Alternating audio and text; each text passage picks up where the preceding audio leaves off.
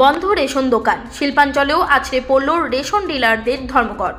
PDS কন্ট্রোলারের নামে মানসিক অত্যাচার করা হচ্ছে। ইপজ মেশিনে ভুয়ো স্টক দেখানোর অভিযোগ তুলে এবং মাসিক 50,000 টাকা ন্যূনতম আয় নিশ্চিতের দাবি তুলে চলছে ব্যক্তি মালিকানাধীন রেশন ডিলারদের ধর্মঘট। দুর্গাপুরেও রেশন ধর্মঘটের জেরে বন্ধ বহু রেশন দোকান। দুর্গাপুরের সিটি সেন্টারের রেশন দোকানের সামনে আন্দোলনে সামিল হয়ে all Bengal fair price shop dealers welfare অ্যাসোসিয়েশনের পশ্চিম বর্ধমান শাখা সংগঠনের সাধারণ সম্পাদক তনয় কুমার মণ্ডল অভিযোগ তোলেন, তাদের উপর অতিরিক্ত খরচের বোঝা চাপিয়ে দেওয়া হচ্ছে। পিডিএস কন্ট্রোলারের নামে মানসিক অত্যাচার করা হচ্ছে। ওজন যন্ত্রের সঙ্গে ইপজ মেশিন জুড়ে দেওয়া হচ্ছে, কিন্তু সমগ্র বারদ্য খাদ্য সামগ্রী আসছে না রেশন দোকানে। সেই খাদ্য সামগ্রী গ্রাহকদের দিতে গিয়ে কমিশন পাওয়া দূরের কথা, ডিলারদের ঘাড়ে চাপছে অতিরিক্ত বোঝা। যতক্ষণ না পর্যন্ত সমস্যার সমাধান না হচ্ছে ততদিন পর্যন্ত ধর্মঘট চলবে বলেও সাফ জানান। রেশন ডিলারদের আন্দোলনের জেরে সমস্যার মুখে গ্রাহকরা। আমাদের সারা ভারতবর্ষে রেশন ধর্মঘটে আমরাও পশ্চিমবঙ্গের সাধারণ ডিলাররা সামিল হয়েছি। সারা ভারতবর্ষে এই বন্ধ পালিত হচ্ছে। আমরা দোকান বন্ধ রেখেছি এবং ইপজ মেশিনও বন্ধ রেখেছি। কি ইস্যুটা কি? ইস্যুটা হচ্ছে আমাদের ডিসেম্বর 2021 হতে মার্চ 2022 খাদ্য দপ্তর যে অ্যালটমেন্ট আমাদেরকে অনলাইনে করেছিল সেই অ্যালটমেন্ট আমরা পাইনি। আমাদেরকে ম্যানুয়ালি মাল দেওয়া হয়েছিল অনেক কম এবং ইপজ মেশিনে আমাদের অনলাইনে যে অ্যালটমেন্ট সেটা ঢুকিয়ে দেওয়া হয়। ধরা যাক আমি 100 কুইন্টাল মাল আমাকে অ্যালটমেন্ট করা হয়েছে ইপজের সাহায্যে মেশিনের মাধ্যমে অনলাইনে। আমি ডিস্ট্রিবিউটারের কাছ থেকে আমি মাল পেয়েছি 70 কুইন্টাল। তাহলে 30 কুইন্টাল মাল আমার ঘাটতি রয়ে গেল। এই 30 কুইন্টাল মাল আমার মেশিনে শো করছে এবং এই 30 কুইন্টাল মাল থেকে আমার সিবি মাইনাস করে করে আমাকে মাল দেওয়া হচ্ছে।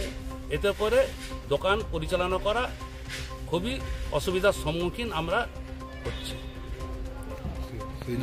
আমরা বারে বারে খাদ্য দপ্তরের কাছে জানিয়েছি লিখিত আকারে। All Bengal fair price of dealers welfare অ্যাসোসিয়েশনের পক্ষ থেকে আমাদের জেনারেল সেক্রেটারি বিশ্বম্বর বসু মহাশয় জানিয়েছেন এবং তার কোনো আমরা প্রতিকার পাইনি, এখনো পর্যন্ত পাইনি।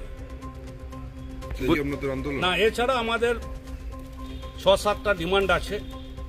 যেমন আমাদের বর্তমান কমিশন আমরা পাচ্ছি 75 টাকা করে, আমরা 95 টাকা করে। আমরা আমাদের কমিশন বৃদ্ধি করার জন্য বলছি, কারণ কমিশন বৃদ্ধি না করলে দোকান পরিচালনা করা খুবই অসুবিধা।